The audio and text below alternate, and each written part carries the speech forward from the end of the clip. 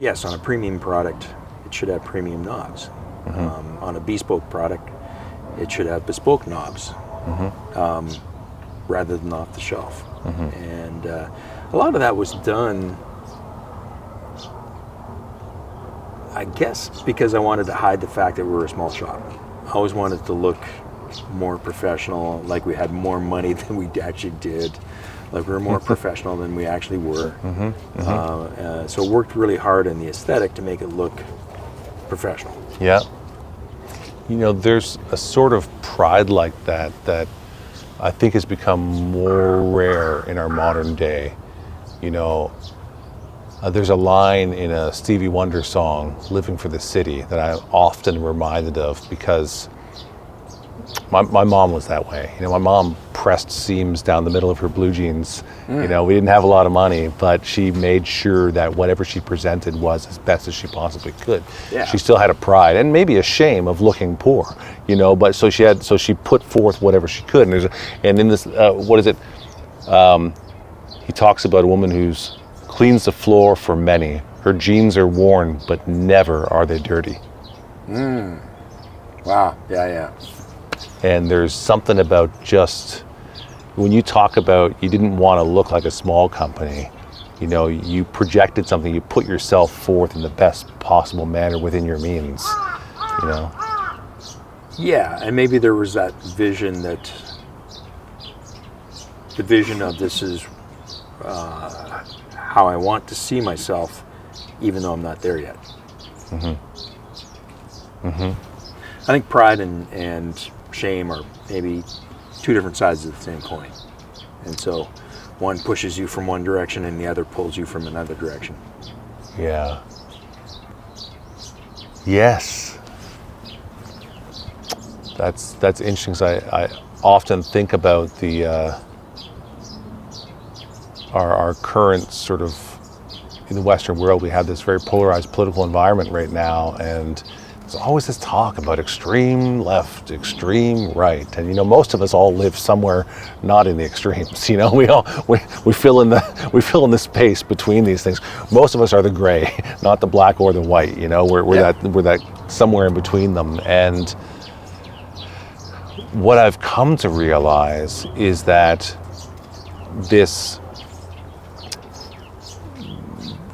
liberating sort of moment, this idea of letting things go and embracing new, is very refreshing and very young, especially when you're trying to separate yourself or define yourself. It's easier to define yourself with new ideas and new concepts, right? Because there's not so much to fight over about getting the best anymore. You're just the new, right? Right. And then on the opposite, because that's what the liberals are, it's a whole lot of new ideas, and some of them aren't any good, you know, but the ones that are good, the conservatives will come across and they will adopt them into the culture, and they will literally conserve them.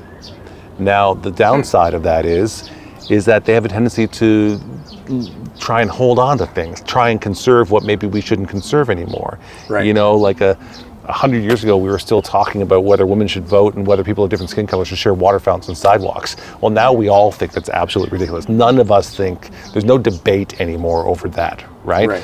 So what has happened is the liberals have pulled us forward and the conservatives have let go. And that's Hegel's observation about the thesis that generates the antithesis, the opposite of it, and that we actually come together in a synthesis. Right. And that synthesis becomes the new thesis. So that's the new conservative, which is why we have this feeling of, well, actually the conservatives now have liberal values of old, you know, and it's true, because the liberal function is to pull us forward. But the conservative function is to conserve what we still deem as valuable, so you don't throw out the baby with the bathwater. Right, and you get stuff done. Yeah, exactly. And order and the trains arrive on time. Yes, and so now you take that same sort of, so I realize that we need fewer people talking about being right or being left, and recognizing that, well, together is how we function. A democracy requires actually an official opposition. Without opposition, you don't have democracy. You have totalitarianism, you have a monarchy, but you don't have a democracy. Right. And so we need those two things. And so when you, now let me thread that needle, because when you talked about shame and pride, was that the two terms we used? Yeah. That to me seems likewise that sort of necessary tension, that we live somewhere between this sustaining tension of shame and pride, and that there are moments where people are doing things we say, you should be ashamed of that. Like you should not be doing that. You should be ashamed of what you just did to that person, right? Absolutely. And balance. Yeah, and other moments where it's like, all right, you're getting a little too full of yourself now, buddy. Like, take it back a notch, you know. And yeah, but I think we always struggle with that. And so, how do we, in a Judeo-Christian society where pride is a sin? Or maybe even in Buddhist society. I don't know anything about it. I grew up in a Judeo-Christian society, so you could tell me maybe about something else, but I don't. But within that culture, I think it's difficult sometimes to recognize or not be self-defamating a little bit. I had two very accomplished people tell me a couple of weeks ago that they're a piece of shit. Mm-hmm. I said, what are you talking about? You're amazingly accomplished. You know lots of, no, Jamie, I'm a piece of shit. I said, that kind of false, because you're not a piece of shit. I get you're keeping your ego in check, but that's no better than a false pride, a false modesty. We have to find somewhere between that. Where's the synthesis? What do you think of that? Is that just nuts? Jamie, shut up, move on. No, I think we're all prone to negative self-talk, and that's listening to the negative self-talk and not taking a step back and going, okay, that's just my mind telling me something. Mm-hmm. I don't have to believe it. I don't have to repeat it. Mm-hmm. I'm doing it I'm on autopilot here, and I'm telling myself I'm a piece of shit because that just feels good. And I guess maybe it stems from what you were talking about, the avoidance of being too prideful. And that's a really complicated subject, because why is it bad to be too prideful? Well, because it blinds you to keeping your mind open. Mm-hmm. It potentially makes other people feel lesser than, mm-hmm. because you're taking up too much oxygen in the room. Mm-hmm. So there are many reasons why that would be distasteful. And so maybe with somebody who has so many reasons to be prideful, maybe it requires a little bit more effort to rein it in. Well, I think you're one of those people who has a lot of reasons to be prideful, but I don't think of you as a proud person.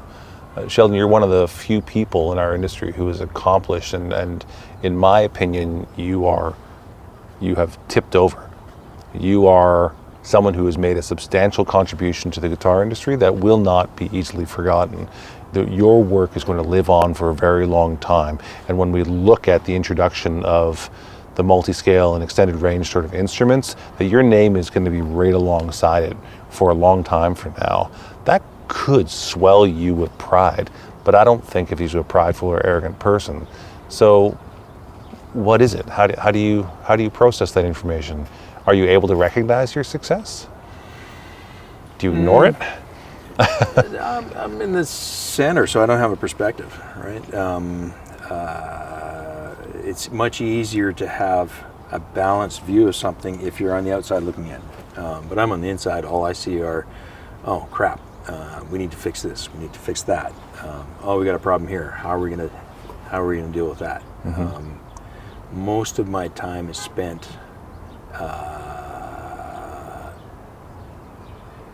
No, I shouldn't say most of my time. A lot of my time is spent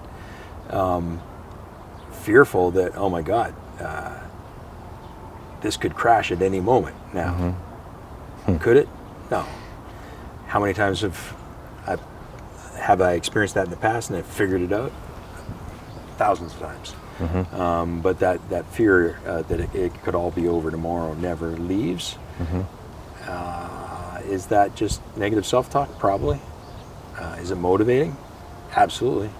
I feel way more energized when I feel pressure that if I don't solve this now, it's gonna be a real problem. Versus the more inspirational moments where it's like, I can't wait to get out of bed because I've got a great idea I want to work on, and it's going to be awesome and it'll be exciting.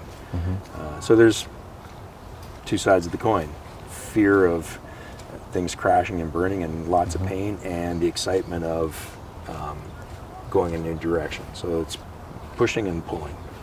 That's that tension again. Yep. They were talking about. Thank you for watching and listening. You can find more episodes wherever you listen to your podcasts, and a special thanks to those who support us on Patreon. It's your support that enables us to do this work.